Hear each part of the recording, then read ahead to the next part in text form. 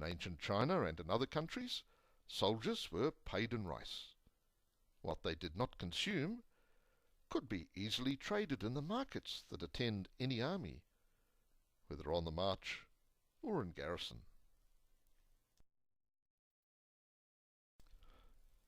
As Vikings sailed the seas, they relied on their favourite drink, beer brewed from barley.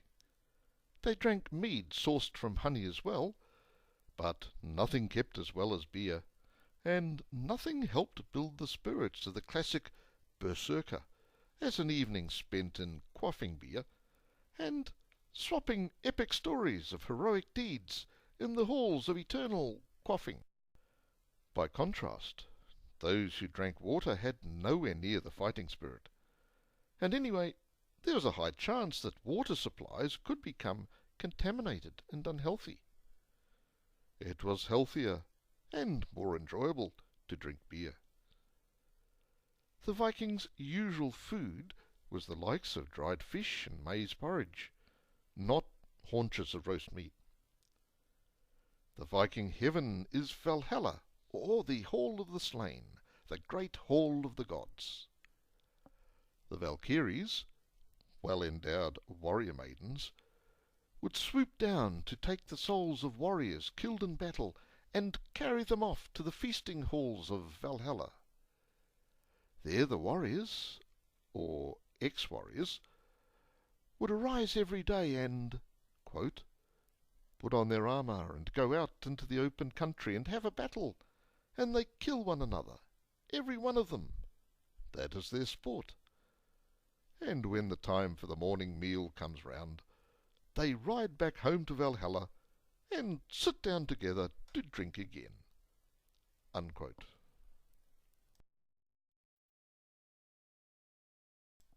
From the very first battles, soldiers sought to protect themselves from enemy attack.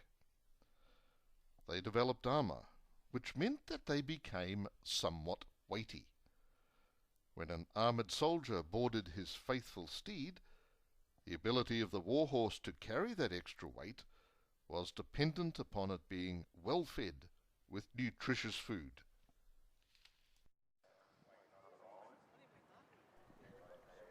Horses enhance the speed and reach of humans, but there's a price to pay. A horse in action uses a lot of energy, and that energy has to be replenished. Now, of course, horses are strict vegetarians, which means they need a lot of good vegetarian food, which is where the turnip comes in. A big, well-fed horse needs the equivalent of steak, and to a horse, a serve of turnip is as good as steak. So why were turnips important? Crucially, they grow very fast and grow at the right time. If planted in chill soil, even in winter, they would grow and be ready for consumption in the early weeks of spring. Other crops planted in early spring did not mature until summer, which put a crimp on the time available for campaigning and taking castles, etc. Therefore, plant your turnips at the right time, and when the snows melt and roads are passable again, you can be off on your big war-horse looking for combat, and loot, and honour, and more loot. Equally importantly, turnips are a high nutrition food. They can give even a big horse an energy burst, just like a modern-day can of energy drink. And the turnips can be carried easily and remain edible for weeks, certainly long into summer, when other foods become available. Without the turnip, it would not have been possible to develop the medieval army centred around heavily armoured cavalry. Without armoured knights, there would be no great lords accumulating resources to build castles, and then castle towns. Truly, European civilization has been built upon the humble turnip.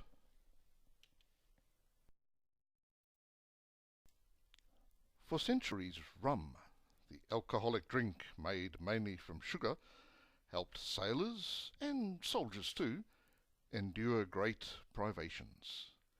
Mixed with water, the drink was called grog. In later years, it was mixed with limes. In old wooden warships, life was hard and scarcely endurable. The food was poor, living quarters were wet, cramped and smelly, and discipline was harsh. Seems that the only way that the average sailor could endure it all was by consumption of his tot of rum. A disadvantage was that the average sailor was half drunk most of the time. Many brained themselves on low deck beams while lurching around, hence a high incidence of mental derangement among the seamen of the time.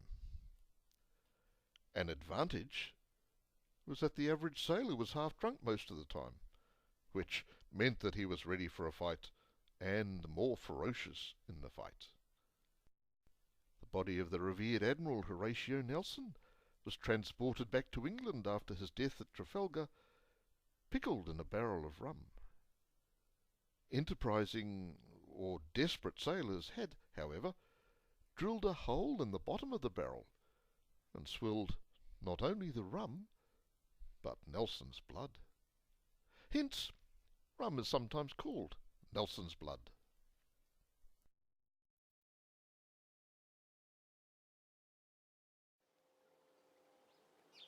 Ask a question. What country grows the largest quantity of potatoes in the 21st century?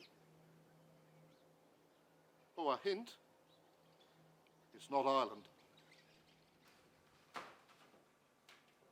The humble potato came back from the Americas with the Europeans in the 16th century.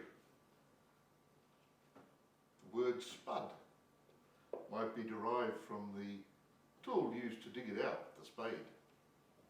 Some say the word comes from a group of radical nutritionists called the Society for the Prevention of Unwholesome Diet. The spuds campaigned to keep the potato out of Britain's green and pleasant land. However, the potato gained wide acceptance because it grew easily, only needed small plots, and was highly nutritious. It was also resistant to cooler weather that would damage above-ground crops. In addition, potatoes remain edible for months in cool, dry storage. So the potatoes spread across Central and Eastern Europe by the late 18th century. Then along came a short, but ambitious, wannabe conqueror. Napoleon conquered much of his known world, largely due to the size of his armies, levied en masse from the population. Napoleon had an advantage over earlier armies that had to live off the land, stealing what they could from farmers' stores. For the French armies foraged in an era when the potato had become widespread throughout Eastern Europe. Napoleon was able to concentrate larger armies than had been gathered in the past, largely because he could rely on larger food supplies. When the French Grande Armée of 1,000,000 men marched on Moscow, they could rely on there being potatoes to dig up on the way.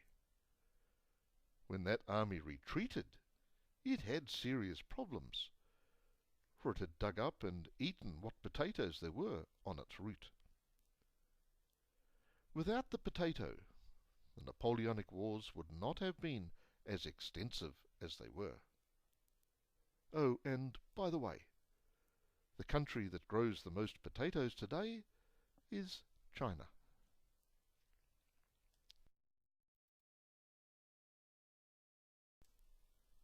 By the 20th century, even larger armies were being mustered than in the past. The problem arose of how to support as many as 1,000,000 men in the field. Just as the Industrial Revolution had given armies better and more efficient ways to kill the enemy, so the same Industrial Revolution also answered the question of how to feed them. The answer was to mass produce metal food containers that could be hermetically sealed to keep food edible for years, if not decades. A bland military diet of hard-baked bread was made more palatable with fruit, sugared and preserved as jam, as well as with processed meat, all manufactured as tinned foods. The trench warfare of the First World War, which involved several million soldiers of various armies facing each other across a comparatively narrow strip of land stretching across northern Europe, would not have been possible without tinned foods. It was simply impossible to move up foods such as dew-baked bread or fresh vegetables along the roads and railways behind the front. Only tinned foods, compact, sealed, able to be stored for long periods, and easily handled before being cooked quickly in field kitchens, could service the hungry soldiers. In the trenches, the British subsisted largely on what was called tin stew. The irony is that the stews often did not contain any meat. The most common stew was one made from carrots and turnips, those two power-packed vegetables that appear in unexpected places in the context of military history.